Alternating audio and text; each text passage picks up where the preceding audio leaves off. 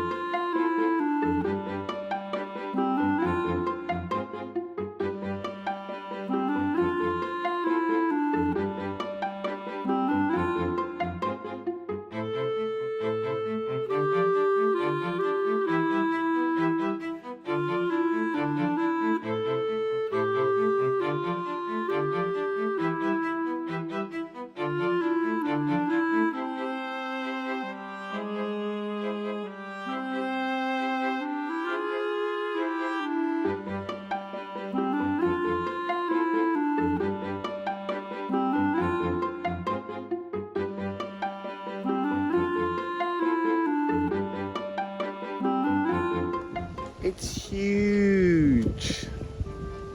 It's massive. So let's have a little walk around.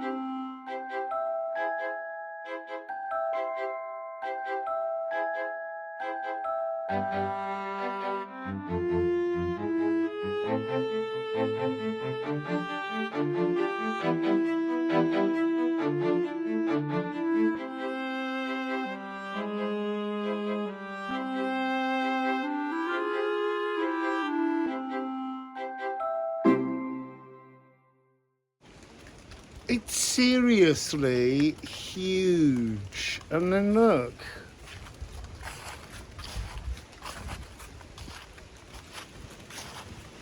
It's really cute seeing it with some ice. What an amazing place. What's it for? So, it's a bit too damp in here for me to sit down and shuffle cards. But if I tune in to the frequency in here, it's a protection energy, absolutely for sure. A shelter. And I feel like this gap was for smoke to come out. And I get an overwhelming sense with this kind of corridor energy here of childbirth. I feel like it may have been somewhere during cold winter time, or maybe always, a place to give birth. That's the energy that I'm picking up here. It's interesting because earlier there was a sense of it being a place. The energy came through, which was to create children, almost, you know, the copulation place. But that's not. It kept coming across actually as a kind of a honeymoon suite for the Neolithic man and woman to visit. But being here, it feels much more like somewhere that women came to give birth, and that's what I feel. So I'm gonna have a little go at singing and see what we have. I'm actually gonna sing outside because I'm a bit worried that the vibrations might make the stones move. So let's go to this stone.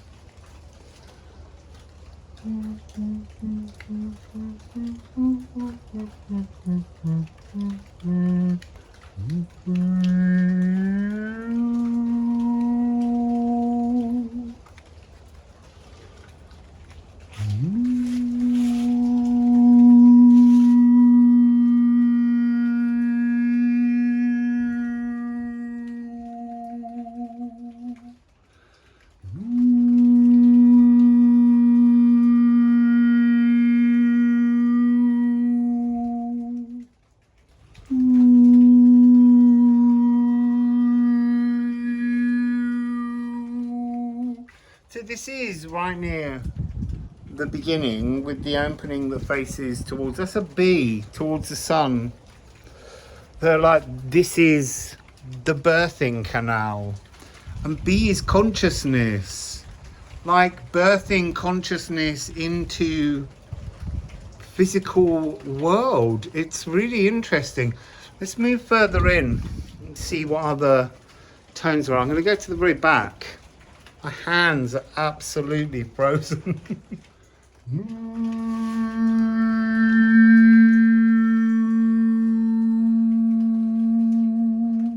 So here it feels B flat, nervous system, like a calming frequency. The stone's creating a calm from which you can give birth. It's all I'm picking up here is birth.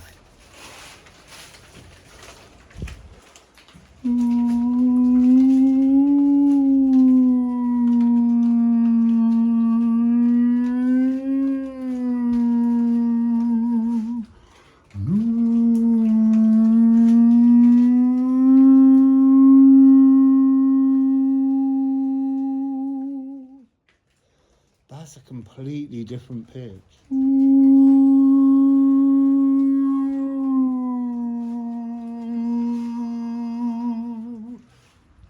Interesting.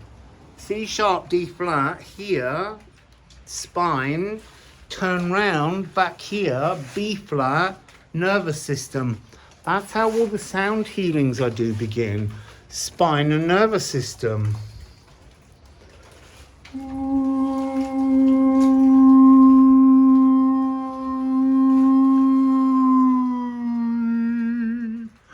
It's incredible.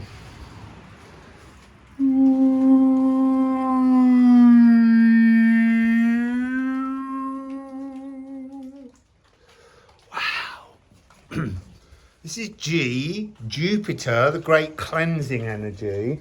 So at the back, we've got B flat, the nervous system. The next big rock, C sharp, D flat, the spine. This one, G, Jupiter, to cleanse. Amazing. Let's go to the next one.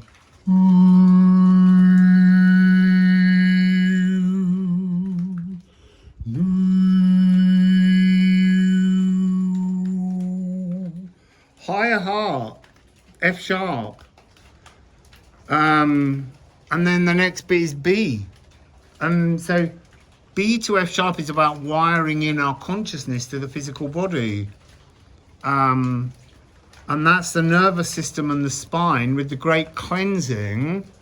I'm going to go into the smaller bit and just see what the very last chamber has as a pitch.